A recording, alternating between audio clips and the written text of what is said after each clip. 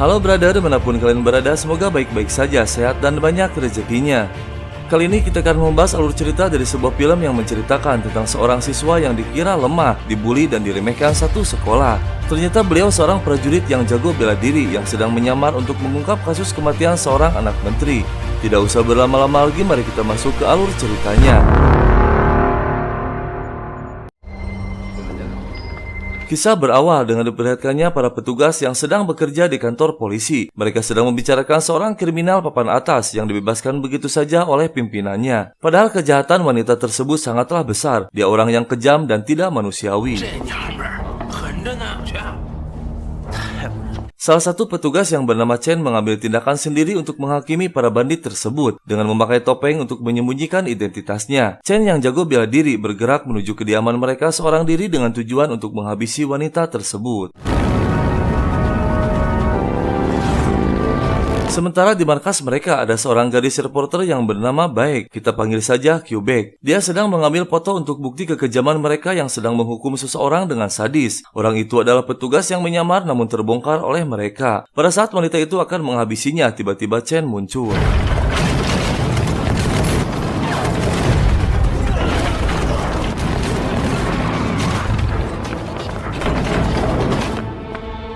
Chen kaget, ternyata dia tidak sendirian. Selain Kyubek, ada satu orang lagi yang memakai topeng dengan satu kaki yang pincang. Namun dia juga jago bela diri. Salah satu petinggi dari mereka yang pengecut pura-pura mati. Chen pun melanjutkan lagi aksinya.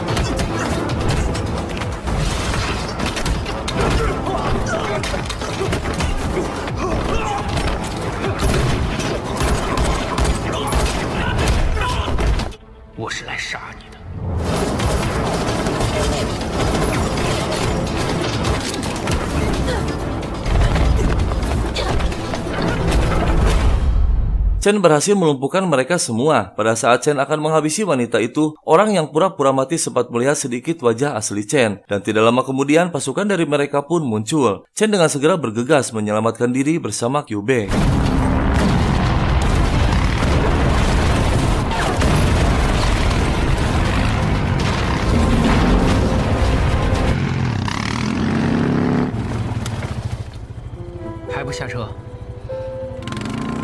Esok harinya, Chen beraktivitas seperti biasa bekerja sebagai petugas. Berita kejadian semalam tersebar ke seluruh kota. Seorang kesatria bertopeng mulai diperbincangkan di masyarakat. Chen kaget dan tidak menyangka ternyata wanita yang dihabisinya adalah istri dari ketua gangster terbesar yang paling ditakuti, yang bernama King Bang. Dia marah besar dan murka akan memburu siapapun pelakunya.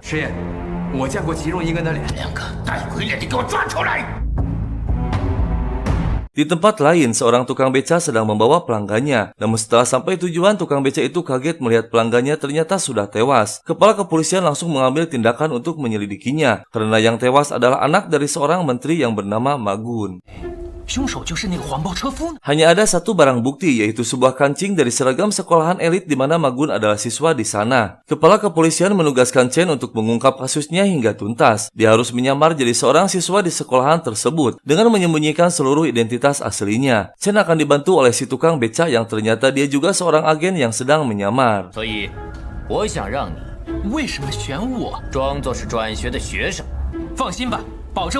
Tibalah saatnya Chen menyamar menjadi seorang siswa. Semua penampilan Chen dirubah agar seperti muda lagi.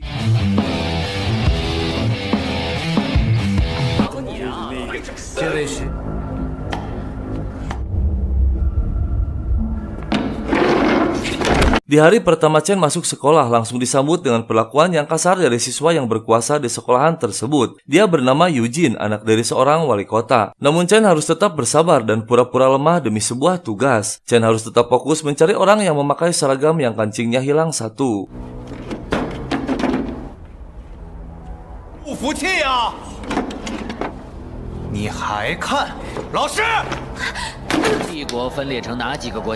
Chen dihukum untuk berdiri di luar oleh gurunya yang tidak adil memihak kepada Eugene. Chen memikirkan kasusnya yang berawal dari kancing seragam. Tidak lama kemudian muncul seorang gadis yang ternyata dia adalah Kyubek yang kini menjadi seorang guru. Namun Kyubek tidak mengenali Chen karena pada waktu itu Chen memakai topeng. Chen bertemu dengan orang yang dibicarakan atasannya, yaitu seorang tukang beca yang bernama Li. Dan kini dia menyamar menjadi seorang pedagang di sekitaran sekolah. Kemudian Li membawa Chen di mana mereka berdua akan tinggal sementara. 这也叫凑合住啊？ 这边啊，随便坐啊。 Li mengatakan kejadian pada malam itu. Pada saat Li menarik beca memasuki gang sempit, dia disuruh berhenti dulu untuk membeli rokok yang bermerek Hadmoon. Dikarenakan rokoknya sudah habis, dia pun melanjutkan lagi perjalanannya. Namun anehnya, pada saat sudah sampai tiba-tiba orangnya sudah tewas. Yang kemungkinan pada saat berhenti itulah orangnya dihabisi.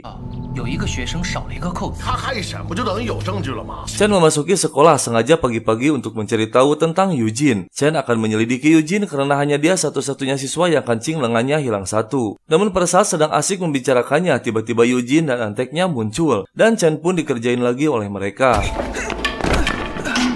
瞎他妈打听什么呢？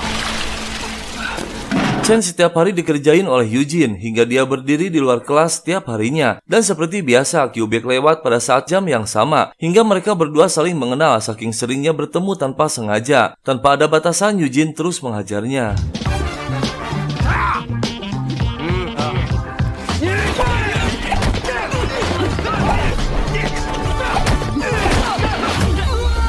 Chen yang sudah tidak tahan lagi karena harus selalu mengalah akhirnya melapor kepada atasannya. Chen menegaskan bahwa penyelidikannya akan terhambat jika dia tidak punya wibawa di sekolah.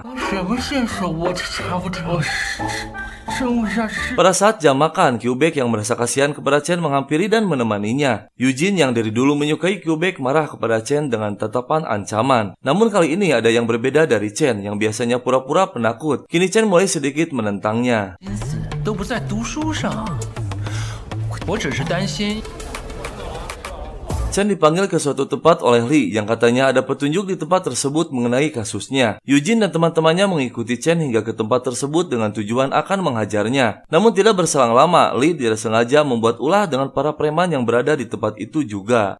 是谁呀？敢这样跟我讲话？ 你是谁呀？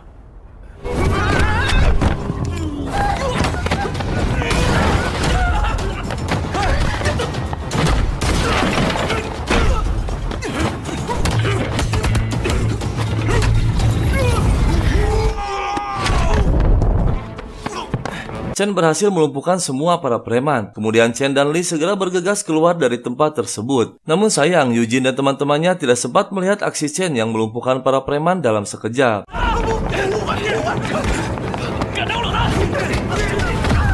Ternyata sejumlah preman tersebut masih anak buahnya King Bang. Dia semakin marah karena diduga orang yang menghajar anak buahnya adalah orang yang sama yang selama ini dicari. Kemudian King Bang menugaskan orang kepercayaannya untuk memburu orang tersebut. 真够丢人。 摸摸他的底。 Chen masih mengumpulkan info dari anak buahnya Eugene. Dia mengatakan pada saat kematian Magun, Eugene sedang berpesta dengan dirinya dan teman-teman lainnya. Akhirnya Chen bisa menyimpulkan bahwa Eugene bukanlah pelakunya. Kini Chen harus berpikir keras lagi untuk mencari pelakunya. 就是何满军死的那天晚上，刚好大师在喝酒，闹得快天亮才回。 Chen dipanggil oleh kepala sekolah dan disidang oleh semua guru karena hampir setiap hari Chen dihukum tidak masuk kelas yang diakibatkan oleh kelakuan Eugene. Namun pada saat kepala sekolah akan mengeluarkannya, tiba-tiba muncul utusan menteri memberikan surat. Isi surat tersebut membuat kaget semua yang melihatnya, termasuk Chen sendiri. Isi suratnya ternyata Chen adalah anak dari ketua menteri, yang sontak saja mereka semua berubah total menjadi baik.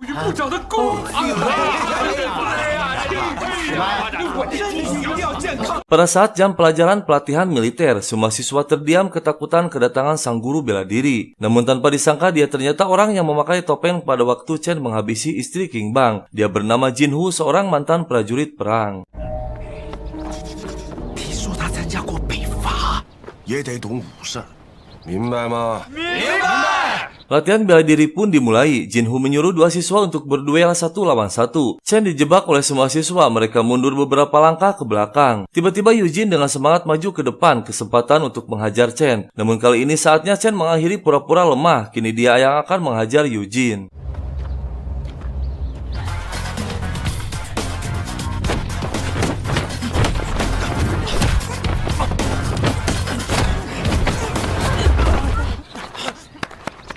Semenjak kejadian hari itu, Chen menjadi orang yang disegani. Dia kini dihargai dan diperlakukan seperti seorang raja. Eugene dan teman-temannya masih belum menerima kekalahan, namun dia kini tidak berani menyentuh Chen lagi. 我们务必要让你在这个教室里面听啦。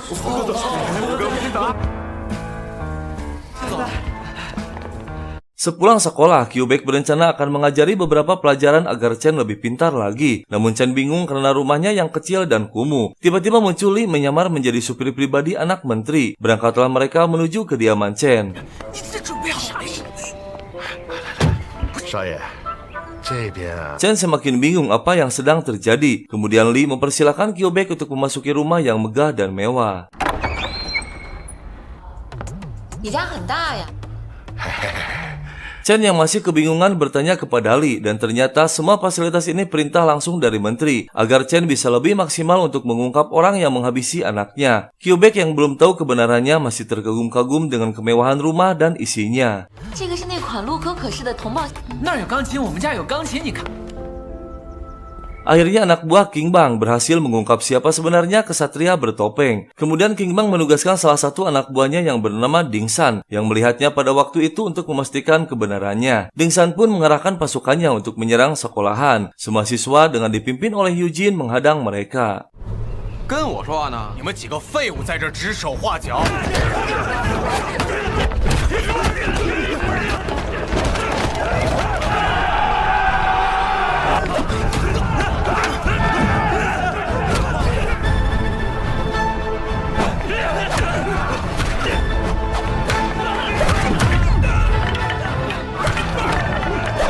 Setelah Ding San memastikan bahwa Chen lah orang yang bertopeng tersebut, dia dan pasukannya pun meninggalkan sekolahan. Banyak siswa yang terluka termasuk Eugene. Pada saat Li sedang bicara pada Chen, muncul Kyubek yang kaget melihat Li yang dia tahu sebagai supir pribadi Chen. Sedangkan kini dia menjadi pedagang yang membuat Kyubek bingung. Akhirnya Chen dan Li berterus terang kepada Kyubek bahwa mereka berdua seorang prajurit yang sedang menyamar untuk mengungkap kasus kematian Ma Gun. Kyubek pun membantu menjelaskan apa yang dia ketahui tentang Ma Gun. 何满军是一个什么样的人吗？ 好像跟何满军处过朋友，说他们是男女朋友。 看来这个于美珍 Chen disambut oleh teman-temannya sebagai pahlawan. Eugene juga akhirnya bergabung dan menerima Chen sebagai orang nomor satu di sekolah. Dengan bersatunya Chen dan Eugene membuat semua siswa senang melihatnya. Kemudian Chen melanjutkan lagi penyelidikannya dengan dimulai dari gadis yang pernah dekat dengan Ma Gun. Dia bernama Mijin. Chen mencari Mijin yang menurut temannya sedang berada di ruang peralatan olahraga. Namun tiba-tiba ada seseorang menyerangnya. 谁？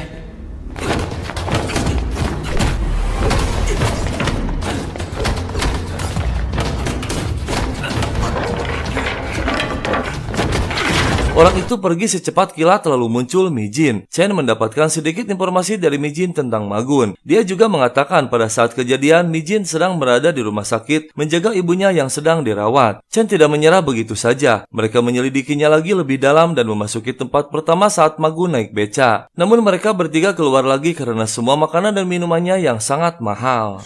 居然在这里买不了一瓶酒。 要不就各凭本事混进去喽。 Mereka pun menggunakan caranya masing-masing agar bisa masuk tanpa harus mengeluarkan uang. Chen dengan memakai topeng masuk lewat jendela. Kyubek menjadi wanita nakal, sedangkan Li menjadi perempuan. Pada saat Kyubek mulai terancam keselamatannya dengan kemunculan anak buah King Bang, Chen pun dengan segera muncul melawan orang itu.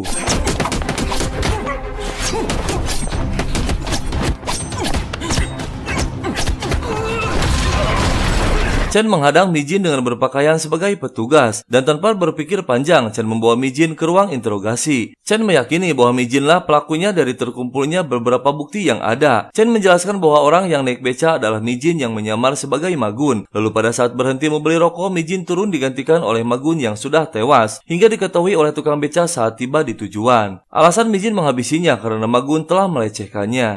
我为什么要杀何满军？强奸过你。 你还是没有证据。刘烨，反正我没杀过人。 Kyubek sedikit kecewa terhadap Chen yang menurutnya telah salah tangkap karena Mijin mustahil melakukan hal yang keji. Lalu Kyubek menemui Eugene dan menjelaskan semuanya, dan meminta bantuan kepada ayah Eugene untuk menangguhkan kasusnya. 不能让他再受这种冤枉。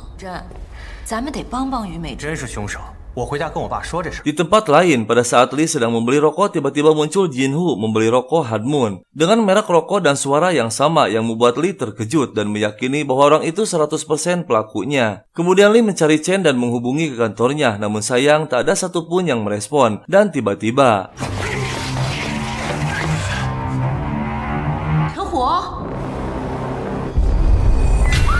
tidak lama kemudian Chen tiba yang sudah ditunggu oleh Jinhu. Lee sudah terkapar sedangkan Q-bag diikat dengan dipenuhi bahan bakar di sekelilingnya. Saat itu juga Chen sadar bahwa dia salah tangkap Mi Jin. Dan ternyata pelaku utamanya adalah Jinhu. Dia melakukannya hanya karena uang dan keserakahan. Dengan membuat rumit kasusnya dengan mengadu domba. Seolah-olah Yujin, putra wali kota, menghabisi Magun, putra menteri. Namun kini kebenarannya sudah terungkap oleh Chen dan tidak bisa mengelak lagi. Dan kini saatnya mereka menentukan siapa yang akan hidup dan mati.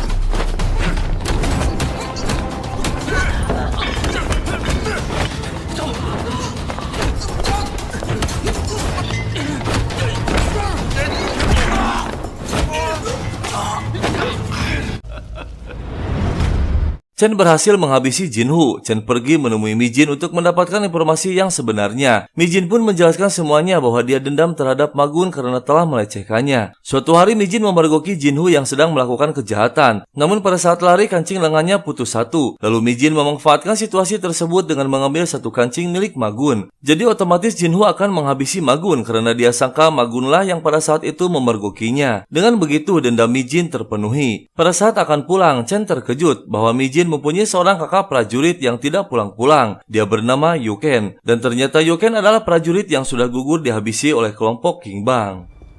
你哥哥叫什么？ 我哥哥叫于克明。